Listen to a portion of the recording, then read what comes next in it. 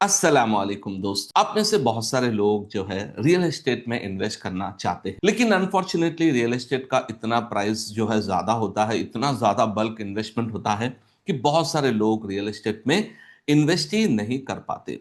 तो अगर मैं आपसे ये कहूं कि एक ऐसा ऑप्शन अपने पास अवेलेबल है जिससे आपको जो है बहुत ज्यादा लाखों या करोड़ों में नहीं, बल्कि जितना आपके पास गुंजाइश है, जितना आपके पास जो है इन्वेस्टमेंट के लिए अमाउंट है, उसके बेसिस पे आप रियल एस्टेट में भी इन्वेस्ट कर सकते हैं। REIT ये क्या है? क्या ये हलाल है या नहीं? अगर हलाल है तो इंडिया में ऐसे कौन से REITs हैं जिस पे हम इन्वेस्ट कर सकते हैं, इसके बारे में इंशाल्लाह आज के इस वीडियो में हम डिस्कस करेंगे। तो सुन लीजिए दोस्तों, मैं इन्वेस्टमेंट एडवाइजर नहीं हूं और मैं ना ही ये आपको इन्वेस्टमेंट की सजेशन दे रहा हूं, बल्कि ये इंफॉर्मेशनल और एजुकेशनल पर्पस के लिए वीडियो बनाता हूं। मैं ना मुफ्ती हूं ना आलिम हूं, मैं एक नॉर्मल इंसान हूं, आपके तरह नॉर्मल मुसलमान हूं। तो ये वीडियो मैं सिर्फ आपके इंफॉर्मेशन पर्पस के लिए बनाता हूं और ये जो मैंने उलमा से, स्कॉलर से, जो अपने डिफरेंट शरिया बोर्ड से सीखा है, वही कॉन्सेप्ट को मैं आपको आगे पहुंचाता हूं। तो सबसे पहले REIT, इसको हम फुल फॉर्म है रियल एस्टेट इन्वेस्टमेंट ट्रस्ट। ये इन्वेस्टमेंट ट्रस्ट बेसिकली क्या करता है कि एक कंपनी होती है, ट्रस्ट होता है जो रियल एस्टेट को ओन करता है। एक ट्रस्ट होता है जो रियल एस्टेट को बाई करता है। ये एक ट्रस्ट है, समझिए। ये ट्रस्ट क्या करेगा कि ये रियल एस्टेट को ओन करेगा, ठीक है? ये रियल एस्टेट को ओन करेगा। अब यहां पर आप कहेंगे कि भाई ट्रस्ट के पास पैसा कहां से आया? तो ये जो ट्रस्ट जब फॉर्म होता है, बेसिकली इंडिविजुअल इंडिपेंडेंट इन्वेस्टर्स जो होते हैं, अलग अलग जो इन्वेस्टर्स होते हैं, छोटे बड़े हर किस्म के इन्वेस्टर्स के पैसा ये ट्रस्ट लेकर ये पैसे को जो है आगे रियल एस्टेट पे इन्वेस्ट किया जाता है। जिस तरह हम म्यूचुअल फंड में तमाम लोगों का पैसा जमा करके, जिस तरह म्यूचुअल फंड एसेट मैनेजर जिस तरह अपने पैसे को अलग अलग स्टॉक्स में इन्वेस्ट करता है, इसी तरह ये ट्रस्ट जो है different types of real estate properties को ओन करके उनमें इन्वेस्ट करता है। और इसमें बेसिक रूल यही होता है, जो रियल एस्टेट REIT होता है, इसका एक ही मकसद है कि वो जो है रेंटल इनकम जनरेट करे, और जितना भी वो इनकम जनरेट करे क्वार्टरली या 6 मंथ में जो भी इनकम जनरेट करे, उसका 80 to 90% जो है इन्वेस्टर्स को वापस देना होता है एज ए डिविडेंड। वो अपने पास नहीं रख सकती। एज ए इन्वेस्टर मुझे क्या फायदा है? तो आपको दो फायदे यहां पर होंगे। हर क्वार्टर में या जब भी उनके पास इनकम जनरेट हो, एनफ इनकम जनरेट हो, तो उस जितना भी इनकम जनरेट होगा उसके हिसाब से वो डिविडेंड जो है आपको मिलेगा, वो है रेंटल इनकम। और सेकंड है कैपिटल गेन या कैपिटल अप्रिसिएशन। जो अब जब रियल एस्टेट का एक प्रॉपर्टी का वैल्यू एक अमाउंट पे स्टार्ट होगा, लेकिन जैसे जैसे अब टाइम बढ़ेगा तो उस प्रॉपर्टी का अप्रिसिएशन भी बढ़ेगा। तो इसी तरह से ये जो शेयर्स, जो REIT बेसिकली शेयर्स की तरह होते हैं, तो ये जो इंडिविजुअल शेयर्स आप खरीद रहे हैं, इनकी भी वैल्यू जब बढ़ेगी, तो जैसा वो REIT बढ़ेगा उसका वैल्यूएशन, प्रॉपर्टी की वैल्यू बढ़ेगी, तो आपके भी शेयर्स की वैल्यू बढ़ेगी। तो सबसे पहला REIT होता है इक्विटी बेस्ड REIT, जहां पर जो रियल एस्टेट कंपनी है वो सिर्फ और सिर्फ प्रॉपर्टीज में इन्वेस्ट करती है, सीधा सीधा प्रॉपर्टीज में इन्वेस्ट करके वहां से रेंटल जनरेट करके जो है अपना अब जो जो भी बिजनेस है वो रन करती है। सेकंड ऑप्शन है मॉर्गेज REIT, जहां पर ये डायरेक्टली जो है प्रॉपर्टीज में नहीं बल्कि दूसरे कंपनीज को पैसा देती है इंटरेस्ट पर, जो मॉर्गेज की तरह होता है, जो डिफरेंट कंपनीज में इन्वेस्ट किया जाता है। और एक होता है हाइब्रिड, और आपको ऑब्वियसली समझ सकते हैं कि इन दोनों में जो है रिबा इन्वॉल्व होता है, तो इस वजह से मॉर्गेज बेस और हाइब्रिड बेस हम जनरली यूज नहीं कर सकते। हम जो कर सकते हैं वो सिर्फ और सिर्फ है इक्विटी REIT। अब इस्लामिकली के पॉइंट ऑफ व्यू से कुछ रूल्स एंड रेगुलेशंस REIT में इन्होंने जो दिए हैं उसको आप समझिए। सबसे पहला रूल है टेनेंट मस्ट कंप्राइज ऑफ हलाल कंपनीज, यानी जिनको रेंट दिया जा रहा है ऑब्वियसली वो कंपनीज जो है हलाल होनी चाहिए। वो ऐसी कंपनीज नहीं होनी चाहिए जो है रिबा का काम करती हो, जो इंश्योरेंस का काम करती हो, या इसी तरह जो है हराम कंपनीज को, जैसे होटल्स जहां पर शराब बेची जाती हो, या वाइन शॉप्स हो, या इसी तरह के जो हराम बिजनेसेस है, उनको रेंटल पे नहीं दिया जाता है। और एक चीज ये है कि जो भी REIT है वो ऐसे बिजनेसेस में या ऐसे इन्वेस्टमेंट ऑप्शन में इन्वेस्ट नहीं करना है जहां पर वो पैसा जो है रिबा वगैरह, इंटरेस्ट, सूद भरा के बिजनेस में जाए। तो ये भी आपको जो है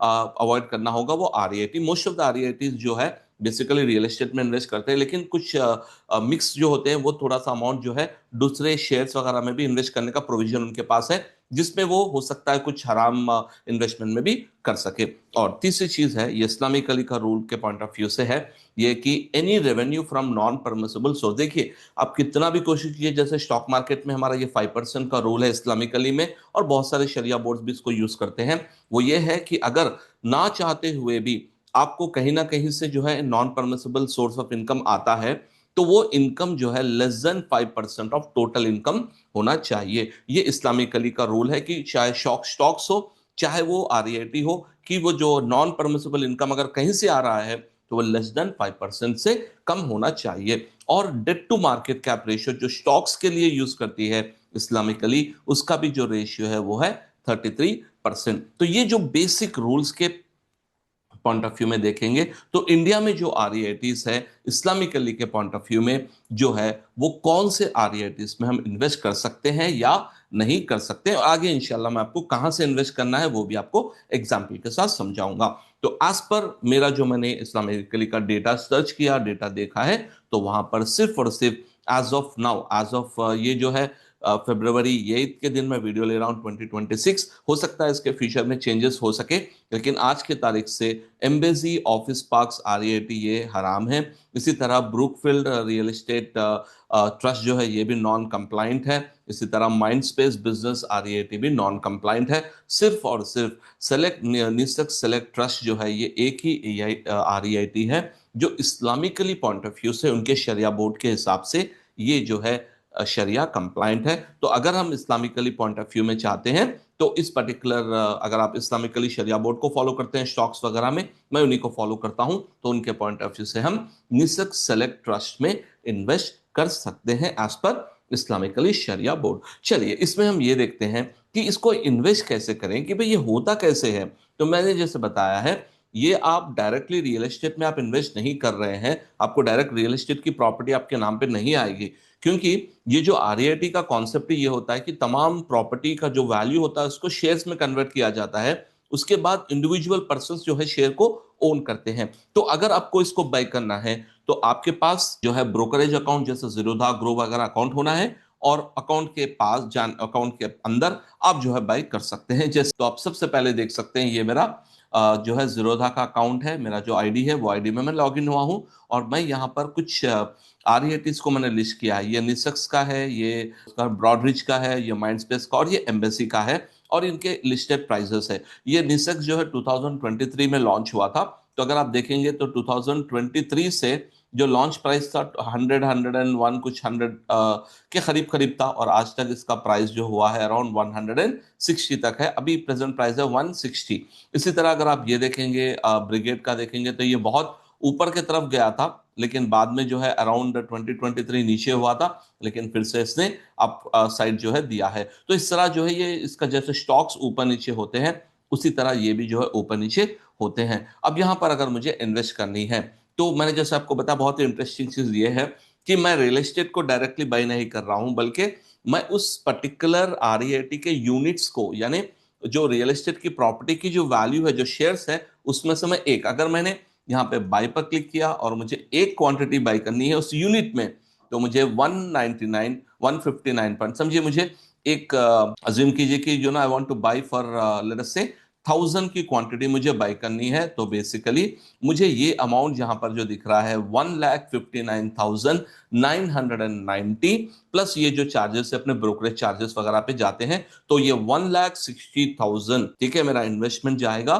for buying 1000 shares of Nexus REIT. तो मैं ये 1,60,000 रियल एस्टेट में इन्वेस्ट कर रहा हूं, ठीक है, क्योंकि जब मैं इन्वेस्ट करूंगा तो मुझे जो है जैसा जो कंपनी रेंटल कमाएगी, तो उसका रेंटल रेवेन्यू भी मुझे आएगा, रेंटल इनकम भी मुझे आएगा एज अ डिविडेंड। तो ये काइंड ऑफ रियल एस्टेट में हम इन्वेस्ट कर रहे हैं, और जैसा कंपनी का वैल्यू बढ़ेगा तो स्टॉक प्राइस भी बढ़ेगा। आपको यहाँ पर दो किस्म के फायदे हो गए, लेकिन पॉइंट याद रखिए, अगर कंपनी के रेंटल्स कम हो गए, अगर कंपनी के टेनेंट्स खाली कर दिए हैं, तो वहां पर अगर आपको इनकम जनरेट ना हो, तो आपको भी जो है किसी किस्म का जो है अमाउंट भी ना मिलने के चांसेस होंगे, डिविडेंड ना मिलने के चांसेस होंगे। एक काइंड ऑफ जो ना अपने पोर्टफोलियो को डाइवर्सिफाई करने का तरीका है, सिर्फ स्टॉक्स या म्यूचुअल फंड में नहीं, बल्कि इस पर्टिकुलर एरिया में भी हम डाइवर्सिफाई कर सकते हैं। किस तरह से डिविडेंड देते हैं, जैसे यहाँ पर इन्होंने नवंबर में अराउंड 0.62 पर शेयर है, ये 0.62 और 1.23 जो है डिविडेंड दिया है। उम्मीद है दोस्तों आपको ये कॉन्सेप्ट समझ में आया है और इन्वेस्टमेंट किस तरह से करना है समझ में आया है।